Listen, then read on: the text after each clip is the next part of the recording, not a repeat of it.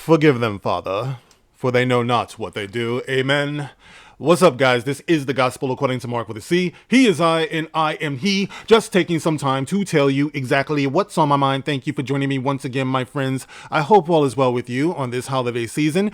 Guys, I want to take a moment to make a little commentary here about a film on Netflix that is entitled The 6888. Yes, The 6888. This is a film that has the unfortunate condition of being written and directed by Tyler Perry, but I will tell you right now that this video is not about how good or how bad this film is. I am not the biggest Tyler Perry fan, and after watching this film, I will say that it suffers from a lot of the same things that all Tyler Perry movies suffer from, and that's a poor lack of character development, a lot of, a lot of condescension, I would say, to black women and everything. But, once again, I don't want to detract from what I'm talking about here by getting into my problems with this film, because one of the things that I do have a ton of respect with this film for, and the reasons why I would recommend this to people who are open-minded enough to actually learn something, is that I did not know that there was an all-black female battalion during World War II. The only all-black female battalion during World War II was the 6888. Okay, so I learned something. No matter how I feel about the writing in this, the directing in this, I actually learned something that I probably should have known a long time ago, and a lot of people should have known a long time ago, as is evidenced by the reaction to this film once it was announced. Once I saw it on X and I saw some of the reactions to this thing, I realized that, yeah, there's a reason why we have to see films like this, regardless of how good or how bad they are. At least we can learn something from it, which is what I did, Now, I will say in the way of criticism of this movie that I didn't really get emotionally involved in this until probably the last 5 minutes, when they showed actual footage of the women who served during World War II in the 6888. That made me get a little bit choked up, because it reminded me of my grandfather, for example, both of my grandfathers who served in World War II, and how a lot of the black people who served in the war were unsung, and they came back to a lot more discrimination, in the country that they fought for. That is an actual fact. People talk about, oh, here we go again, white man bad. Well, guess what, mofo? Back then, a lot of white men were bad, okay? This is the history lesson of it all. There were good white people, of course, and you do see them throughout the course of the movie and everything like that. You shouldn't get your little fifis involved, which reminds me, it always blows my mind, because you hear people say today, why should you be made to suffer or hold to account for what people did before you were even born? I actually agree with that. That's something I've talked about many times in these videos over the last almost 10 years that I've been doing this. But my question to you is, okay, nobody should hold you accountable for what happened before you were born. So why should you get triggered about people talking about what people did before you were born? But there are plenty of people who are doing that and getting that. And it made me have a bit of a revelation, because I've been doing this for a long time. Like I said before, I've been doing these videos coming up on 10 years, right?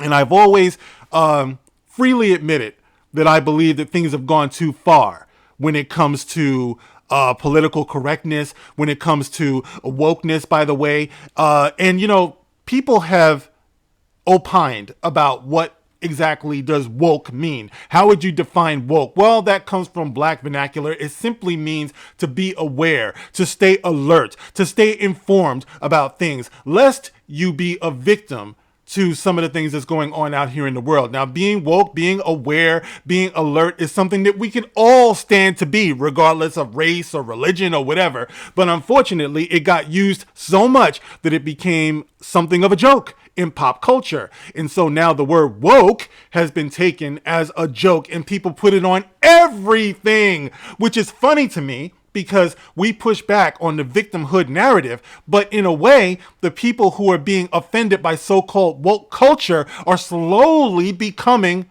part of that victimhood narrative. I'm sensing the same pussification, if you will, with these people that were on these people.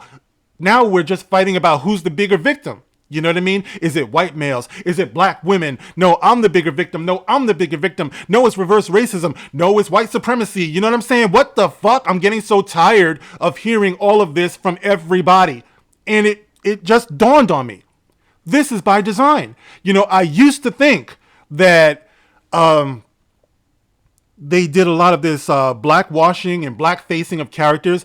I used to think that they did it solely to shield themselves from the righteous criticism of the viewers. You know what I mean? So they would make a black Captain America and then release a shitty black Captain America movie. And they would just say, oh, you're racist because you didn't like it. And they would shield themselves, you know, kind of like what they did with Star Wars as well. They put a female character lead and then say you're being sexist because you just don't like women. And to some degree, that is true. That is what they do. They use it as a shield. But also, I said that I believe that we're under a psyop. You know what I mean? Now, follow me with this, guys, because going through the 80s and the 90s, we did a lot of unification. You know, we did a lot of appreciation for each other's cultures and things like that. You saw a lot of white kids were buying rap music, hip hop and everything. You saw a lot of black kids getting into metal, believe it or not. You know, you saw stuff like that. You know, we were beginning to appreciate each other's culture. And somehow, from the mid 2000s forward, it seems like there's been this push in pop culture to destroy all of that goodwill, to separate us. And I would say that, yes, this is a psyop to divide and to conquer. I believe that that's a major part of this. It's not just they want to divide us, but I believe, and it's a terrifying concept, that on the other side of this, we will be easier to conquer. So they go to the weakest of us in mind, in spirit, you know, and they play these games where they want to make like all of these so-called marginalized groups, black people, gay people, women, you know, they make like all of us are just trying to take over white culture. You know, all of us are trying to take over American culture, you know, as if we're not all American. So it's like I was saying on a recent Dark Council stream, they're making it out to be that we are intruders here. Like we are actually intruding onto this culture. We are invading this culture to the point where nobody even wants to see black people or any type of diversity in these movies and in these shows anymore. We turn off to it, you know. So I was looking on X and I was looking at some of the responses to this movie being released, the 688. And I mean, I give you, you know, some of these things here. And what do we have here, guys? We have, I'm going to read some of these comments here, okay? Let me see what we got. We're going to go all the way back because I was scrolling through them, guys. All right, and it starts off, I'm going to read from here, okay? Actually, I'll read here. It says here, I don't watch shows with black people in them. They've pushed me too far. And it goes on to say here, I'm not going to say who's actually saying these things. It goes on to say, I'm in the same place. Blacks are girl boss female leads. I'm just sick of the nonsense. It's not like Hollywood puts anything halfway decent out anymore anyway. DEI has destroyed itself. Hopefully something better will replace it soon. I thought I was the only one who didn't want to see black people in things anymore. As soon as I see one as a main character, I'm out. Let me see. Blacks, gays, a woman as a leading role, all propaganda. Fatigue. Yeah, I hate looking at them in real life. Why would I want to watch them on TV? Black soldiers were sent into Berlin to steal bicycles from the Nazis.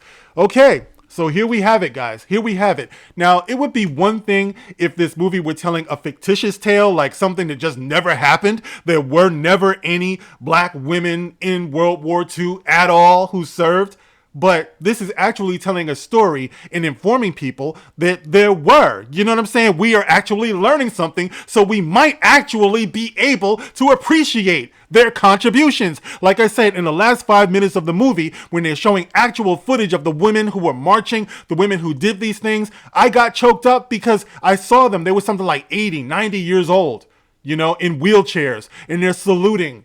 You know, they were patriots. They deserve to be acknowledged. But they haven't been, you know what I mean? But somehow, some way, we can make a joke of this as if they didn't exist, you know? And that's the part that makes me believe or realize that this is a psyop.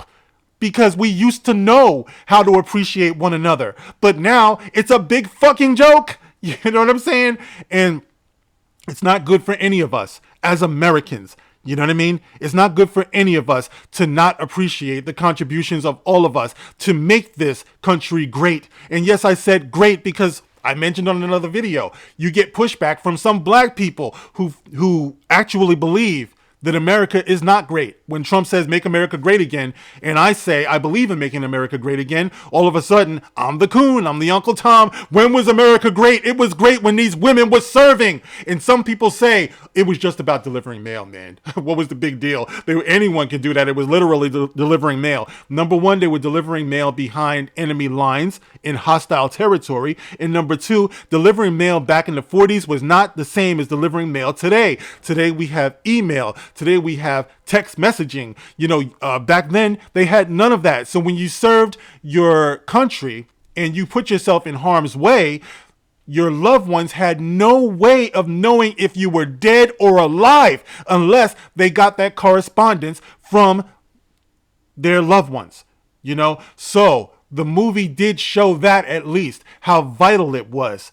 You know, how urgent it was that they had this correspondence. It wasn't just a matter of, here, take this letter and put it in the mailbox. No, man, they were at war. You know what I mean? But once again, we have found ourselves in this position where we have been dumbed down by our enemies to not respect one another that way. When we talk about Veterans Day, when we talk about Memorial Day, this is part of it. You know, but we act like it's some type of fucking joke.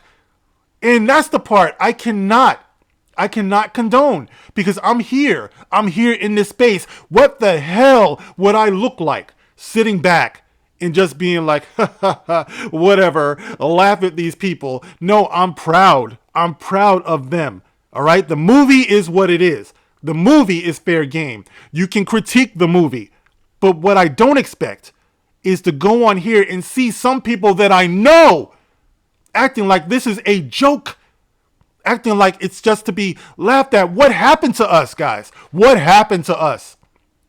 And some people, I used to believe that, okay, this is a psyop. It's making us more or less receptive to each other, you know, respectful to each other. But someone made a comment, and I agree with it. And that's that it's not that these things are making people this way. It's that it's giving people the opening to be who they always were. You know what I mean? Like, you just cannot be made into a disrespectful bigot. You're that way. You are that way. You know what I mean? I know plenty of white people, plenty of white friends, plenty of white brothers who are not like that. You know what I mean? They wouldn't think to be like that.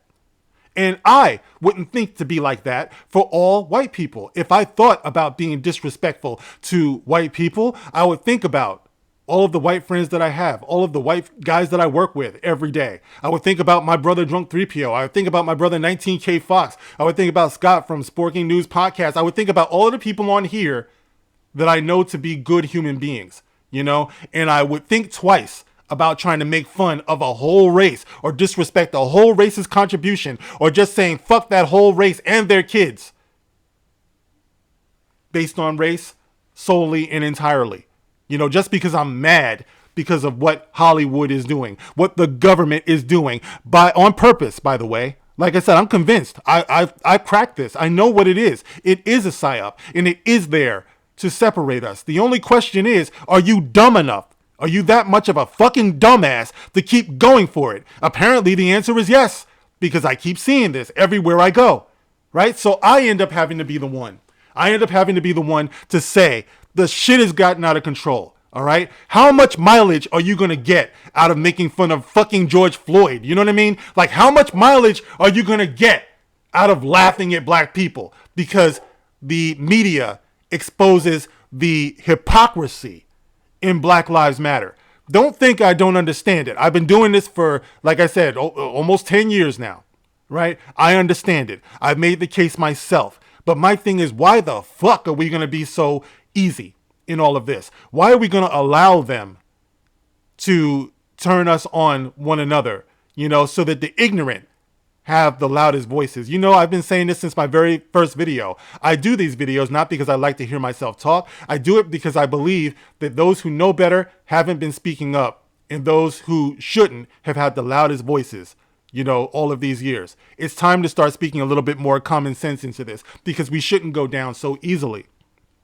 You know, so I just wanted to have my little commentary on this, guys. The movie, you can feel how you want to feel about it. Tyler Perry, you can feel how you want to feel about it. But all of this blackface, you know, caricatures that you were putting here in the comment section, you know, all of the jokes, all of the apes and the gorilla pictures and all that shit. Remember years ago, we used to say there's no receipts when people talked about how racist the fandom is. Where are the receipts? Where are the receipts? I'm looking at the fucking receipts right here in front of my face. How did we get to this point? We are enabling all the wrong people. We're making it all too easy for them. Now, either you see it or you don't. If you see it, then big respect to you guys. Thank you for making it through this video. If you don't see it, look, do what you do. All right? I'm not here to be slapping your hand and all that stuff. All right, for you content creators who are doing this, knock yourself out. Make your money. Do what you got to do. I just want you to know we are not the same. We are not allies, so don't fucking get it twisted. All right, guys, that's all. That's all I got to say about this. You can get in the comment section. You can like, you can share, you can subscribe. If you want to contribute to the channel, you can hit the Super Thanks feature on each and every one of my videos. Thank you guys for rocking with me, and I'll catch you on the next one. This is The Gospel According to Mark with a C. Rock on.